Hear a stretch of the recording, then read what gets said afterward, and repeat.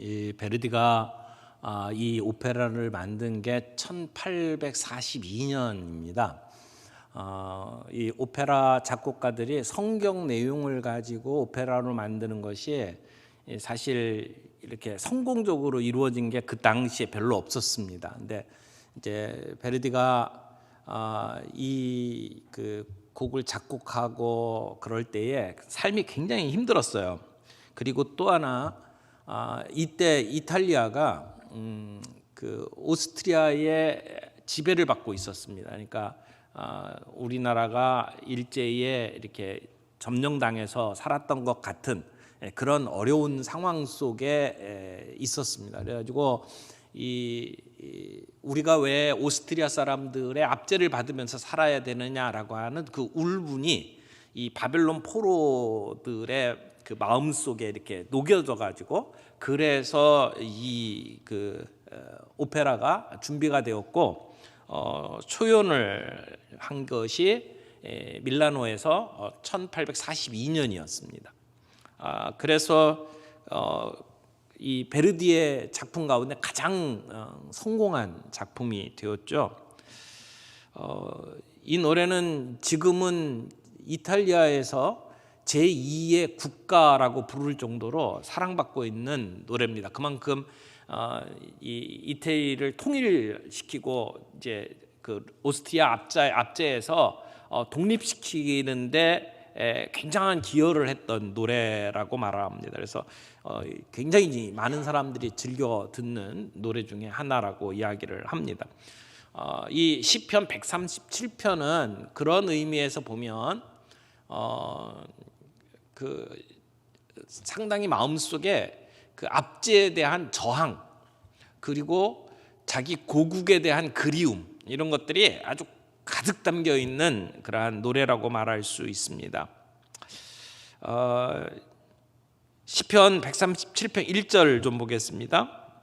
우리가 바벨론의 여러 강변 거기에 앉아서 시온을 기억하며 울었도다.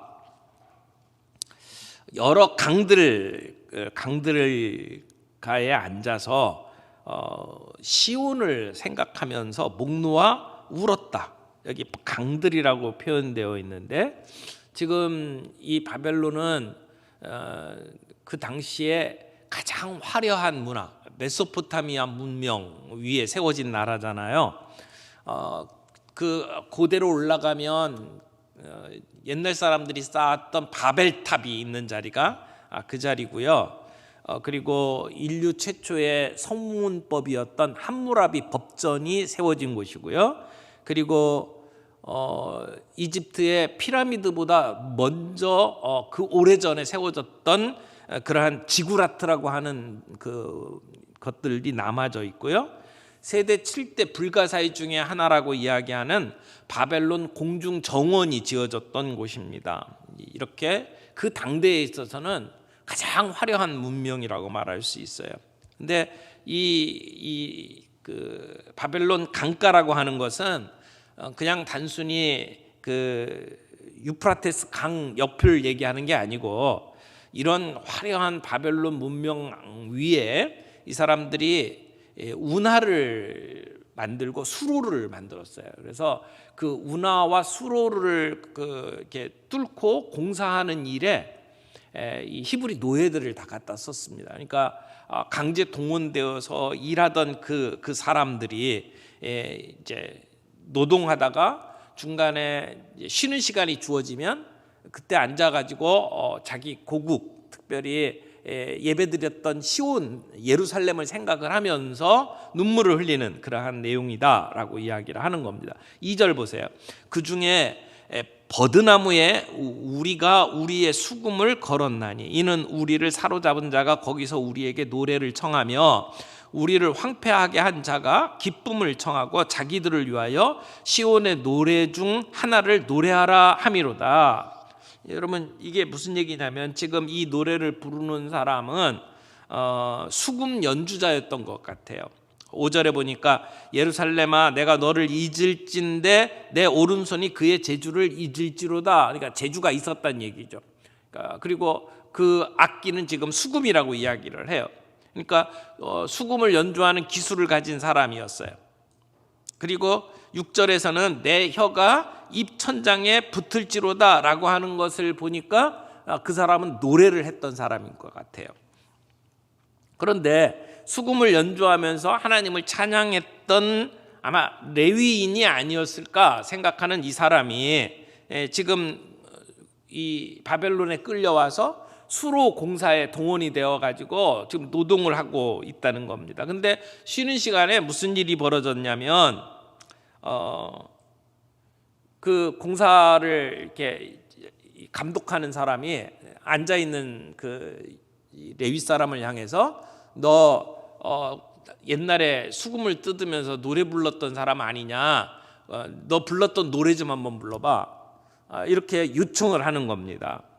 자기들이 그 기쁨을 위해서 옛날 너희들 불렀던 노래를 불러봐라고 이제 요구를 하는 거죠. 군대 가면 꼭 그런 일들이 있죠. 이렇게 앉아가지고 쉬고 있으면 조교들이 나와가지고 야 노래 일발 장전 그래가지고 이제 누구 시켜갖고 노래 부르라고 하면 노래 뽑아야 되거든요. 그런 것처럼 지금 이제 노래를 불러야 되는 상황이 된 거예요. 근데 그가 불렀던 노래가 그냥 흥겨운 노래가 아니잖아요. 예배 시간에 불렀던 노래잖아요. 예배에 불렀던 노래를 자기들을 황폐하게 만들었던 사람들의 흥을 돋구기 위해서 부르는 것 나 못하겠다라고 하는 거예요. 그래서 2절에 보니까 뭐라고 이야기를 했어요? 버드나무에 우리의 수금을 걸었나니, 수금을 걸어놨다는데 걸었다라고 하는 표현이 목매달았다라는 표현이에요.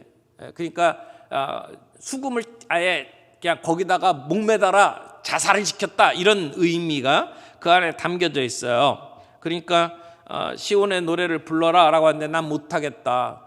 내 이 악기도 그런데 사용 못하겠다. 죽으면 죽었지 나는 노래 못하겠다라고 하는 표현을 단호하게 거절하는 표현을 이렇게 노래로 부르는 겁니다. 내가 그 사람들을 위해서 연주하느니 차라리 내가 가지고 있는 이 수금을 목매달아 처형시키겠다. 그런 이야기로 지금 노래를 부르고 있는 겁니다. 그래서 내가 예루살렘을 잊어버린 것처럼 내 재능 잊어버리고 내가 그 사람들을 위해서 노래를 부르기는커녕 내 입천장이 다 말라 비틀어지도록 하는 게 훨씬 더 낫겠다라고 노래를 부르는 거죠. 4절 보세요. 우리가 이방 땅에서 어찌 여호와의 노래를 부를까? 이방 땅에서 여호와의 이름을 부르는 것 그건 옳지 못하다라고 하는 것이죠. 예루살렘 그 성전에서 불렀던 노래를 사람들의 흥을 돋구기 위해서 부르는 것은 내가 하지 않겠다라고 하는 이야기입니다. 6절에 보면은 이렇게 얘기해. 내가 예루살렘을 기억하지 아니하거나 내가 가장 즐거워하는 것보다 더 즐거워하지 아니할진대 내 혀가 내 입천장에 붙을지로다. 여기 이 노래를 부르는 사람이 스스로 자기를 저주를 하는 내용이 나오는데 뭐라고 저주를 하는 거냐면 첫 번째가 예루살렘을 기억하지 않게 되면 내 혀가 입천장에 붙을지로다. 그러니까 내가 예루살렘을 기억하지 않으면 점점 세월이 지나면서 예루살렘에 예배드렸던 그 기억들이 점점 사라지고 있을 거예요. 근데 지우지 않겠다는 겁니다. 나는 잊어버리지 않겠다는 거예요. 또 하나, 내가 가장 즐거워하는 것보다 더 즐거워하지 아니할진대 자신들이 지금 살면서 뭐 조금이라도 누리고 있는 즐거움이 있다면 그 어떤 즐거움보다 하나님께 예배드렸던 즐거움이 더 큰 즐거움이어야 된다는 거죠. 그것보다 오늘 내가 뭔가가 더 즐거운 것이 있다면 내 입천장이 붙을지로다라고 자기를 스스로 저주하는 거예요. 그러니까 이 두 가지 다짐 중에 하나라도 실천되지 않으면 자기의 혀가 입천장에 달라붙어 버려라 라고 하는 저주를 자기 스스로에게 내리는 거죠. 망한 조국을 떠나서 살아가는 어떤 그 노예 실향민으로서의 한 맺힌 다짐이라고 생각이 됩니다. 여러분, 예루살렘에 살던 그때가 그렇게 멋지고 아름다운 삶은 아니었을 거예요. 지금 바벨론에 와 있잖아요. 바벨론의 문화는 그 옛날 예루살렘에서 살던 문화하고는 전혀 다른 최첨단의 문화거든요. 그러니까 마치 저 시골 그 섬에 있던 아이가 서울 종로 한복판에 서 있는 것 같은 그런 느낌으로 그 바벨론 문화를 봤을 거예요. 베를린에 가면 이 페르가몬 박물관이라는 곳이 있는데 거기에 이 바벨론에서 가지고 온 유물이 전시가 돼 있어요. 그 전시된 내용 중에 하나가 이슈타르 문이라고 하는 그 성문 자체를 엄청난 그 성의 입구를 갖다가 이렇게 그 전시를 해놨는데요. 그 거대한 그 성을 통째로 뜯어가지고 그래가지고 그 세워놨거든요. 이렇게 문을 보게 되면 이렇게 문이 이렇게 돼 있는데 사람이 요만하게 보여요. 이만한 문에 사람이 요만하게 보여요. 그러니까 그리고 그 위로 성벽이 엄청나게 높게 이렇게 세워져 있거든요. 그리고 아주 파란색의 이렇게 바탕에다가 금박으로 이렇게 문양이 들어가 있어요. 보면 엄청나게 화려하고 위용이 있는 문이에요. 아마 이스라엘 백성들이 포로로 끌려갔을 때 그 바벨론으로 들어가면 그 문을 들어갔을 거라고 생각이 됩니다. 그러니까 그 나라의 문명, 그 누리고 있는 것 이런 것들을 따지고 보면 기가 죽는 그러한 상황이었을 거라고 생각합니다. 근데 그 사람들이 그런 엄청난 그 문화를 만들어 놓고 그리고 자기들의 신을 섬기도록 만들잖아요.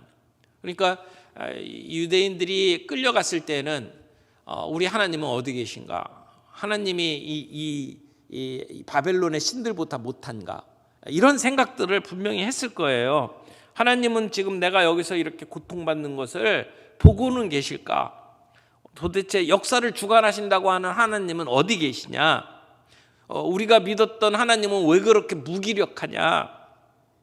그런 생각이 들었을 거예요. 그런데 그런 가운데에서도 하나님께서는 이스라엘 백성들을 그 바벨론으로 그 포로로 보내놓으시고 그리고는 그 가운데 하나님은 그 백성들이 하나님께 예배드리는 것을 다시 사모하고 그 믿음을 지키면서 다시 그 정체성을 유지하기를 하나님은 원하고 계셨죠. 그들이 바벨론에 끌려가도록 만드셨던 하나님이 왜 그러셨나요? 하나님을 잊어버리고 우상 섬기고 자기 마음대로 살았던 그 이스라엘 백성들을 벌하시기 위한 방책이었잖아요. 그래서 그들이 그곳으로 끌려간 겁니다. 그러니까 하나님께서는 하나님의 이름이 땅에 떨어지는 것을 그냥 받아들이시고 이스라엘 백성들이 그곳에 가서 회개하기를 바라고 계셨던 거죠. 하나님께서는 그 이스라엘 백성들이 그 가운데에서 하나님을 사모하며 하나님 앞에 예배드리는 것들을 그 다시 마음속에 갈구하는 모습들을 그걸 기대하고 계셨다고 생각을 합니다. 오늘 우리들의 삶 속에서 우리가 예수 믿고 살아간다고 해서 늘 모든 일들이 다 이루어지고 행복하게 살아가는 것만을 의미하는 건 아니잖아요. 때때로는 우리들의 삶에 풀리지 않는 일들도 있고 기도했는데 기도의 응답이 없는 경우들도 있고 답답하고 힘든 일들을 경험하는 그러한 시간들을 보내지만 그러나 그 가운데에서도 지금 이 시편의 노래를 하는 사람처럼 하나님을 예배했던 그 자리를 사모하며 내가 하나님께 예배하기를 원합니다라고 고백하는 그 모습을 하나님이 바라고 계신다는 겁니다. 우리는 우리들의 삶 속에 때때로 힘들고 어려운 시간들을 보내지만 그것이 그냥 방황하는 시간이 아니라 그런 가운데에서도 하나님을 예배하는 것을 사모하는 예배자로 하나님이 서가는 것을 원하고 계신다는 사실을 우리는 기억할 필요가 있습니다. 오늘 우리가 잃어버리지 말아야 될 것, 우리가 예배하는 특권이라고 생각해요. 지금 그냥 단순히 나라를 잃어버렸던 나라를 찾고 싶다라고 하는 독립의 소망을 가지고 부르는 노래가 아니라, 만약 그랬다면 내 땅 이스라엘을 생각한다고 그랬을 텐데, 여기는 시온을 생각하며 온다고 이야기를 하잖아요. 시온이 뭡니까? 예배의 자리입니다. 예루살렘 성을 이야기하잖아요. 그곳에 하나님을 예배했던 것을 생각하면서 부르는 노래예요. 오늘 주님이 우리들 하여금 이렇게 예배의 자리를 만들어 주시고 함께 예배할 수 있는 공동체를 우리에게 허락하신 것, 우리에게 주신 특권이라고 믿습니다. 우리가 예배하는 것을 포기하면 우리의 가장 큰 복을 포기하는 겁니다. 오늘도 우리는 하나님께서 우리에게 주신 약속을 붙잡고 이 자리에 나와서 함께 예배하고 노래합니다. 하나님의 약속을 붙잡고 기도합니다. 우리의 믿음의 고백이 이 히브리 노예들의 합창과 같이 하나님께 예배드리는 것을 사모하면서 정말 내가 주님 앞에 그렇게 서겠습니다라고 헌신하는 그러한 저와 여러분들이 되기를 바랍니다. 이 예배의 축복을 잃어버리지 않는 저와 여러분들이 되기를 바라요.